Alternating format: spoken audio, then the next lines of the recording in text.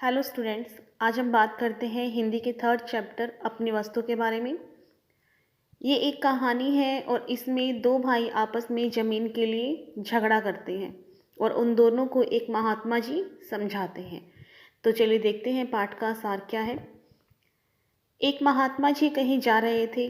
रास्ते में उन्होंने दो भाइयों को ज़मीन पर अधिकार के लिए लड़ते हुए देखा। महात्मा जी समझ गए कि दोनों बेकार में ही लड़कर अपने प्राण गंवा देंगे। यानी उन दोनों को आपस में इतना गुस्सा था कि दोनों में से किसी एक की जान भी जा सकती थी। तो उन्होंने उन दोनों को समझाने का निश्चय किया।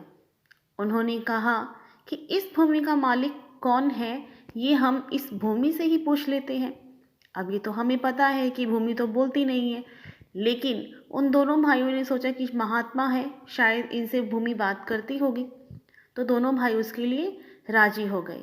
तो महात्मा जी ने पहले उन दोनों के घर से भोजन मंगवाया और उन दोनों भाइयों के साथ भोजन किया, ताकि जितना समय भोजन बनाने और खाने में लगेगा उस समय में दोनों भाइयों का गुस्सा शांत हो जाएगा। तो महात्मा जी ने भोजन करने में काफ़ी समय लगाया, जिससे इन दोनों भाइयों का गुस्सा शांत हो सके। भोजन के बाद दोनों भाइयों ने भूमि के मालिक का निर्णय करने के लिए कहा। अब महात्मा जी ने धरती के अपना कान लगाया, नाटक किया कि जैसे भी कुछ सुन रहे हो, और इसके बाद उन्होंने उन दोनों भाइयों से कहा कि यह भूमि कह रही है कि तुम दोनों में से मैं किसी की नहीं हूँ। हाँ, तुम दोनों अवश्य इसके हो।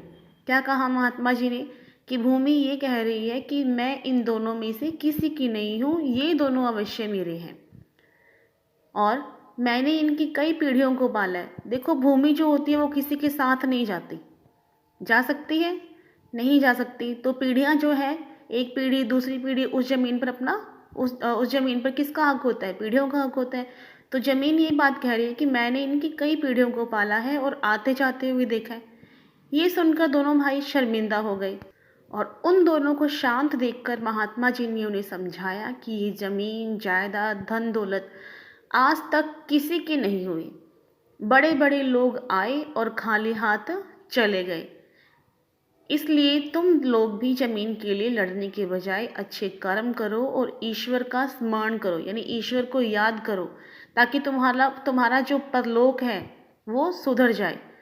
फिर दोनों भाइयों ने महात्मा जी से क्षमा मांगी और सबके साथ प्रेम से रहने लगी। उन्हें समझ में आ गया था कि हम लोग व्यर्थ ही झगड़ रहे हैं, ये भूमि किसी के साथ नहीं जाती। ओके, तो ये थी हमारी आज की कहानी। आपको ज़रूर पसंद आई होगी। Okay, thank you.